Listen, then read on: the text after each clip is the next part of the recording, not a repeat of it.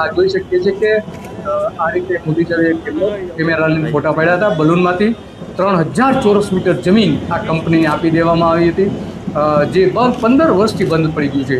350 ફૂટ ઊંચે સુધી એ બલૂન ફૂગામાં બેસીને લોકો નીચે ગરમ હવા ફેંકે અને ઉપર આ રીતે મૂકવામાં આવે. તો ત્યારે મહેસૂલ પ્રધાન હતા, આનંદીબેન હતા, અમદાવાદના મેયર હતા કાના ઠાકોર, સંસદીય સુરેન્દ્ર પટેલ, હરીશ પાઠક, ઘણા ધારાસભ્યો, રાકેશ શાહથી લઈને વલ્લભ કથિરિયાથી લઈને કલ્પનાબેન ભટ્ટ પણ હતા.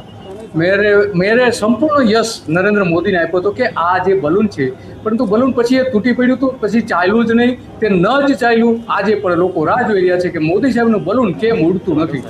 ભલે દિલ્હીમાં એ બલૂનો ઉડાડતા હોય જાત જાતના, પણ અહીંયા ઉડતું નથી એમ આપણે જોઈ શકીએ છીએ. અને એટલા માટે બલૂનને 1 વર્ષ માંડ ચાલ્યું છે ત્યાં ખોટકાવ્યું. 10 કરોડ રૂપિયાનો બલૂનનો હિસાબ આજ સુધી નરેન્દ્ર મોદી નથી આપ્યો. ત્યારે એવું કહ્યું હતું કે પાયનો હિસાબ ગુજરાત સરકાર આપે છે, પરંતુ નરેન્દ્ર મોદી આ બલૂનનો હિસાબ તૂટી પડ્યા પછી, બંધ થયા પછી આપ્યો નથી.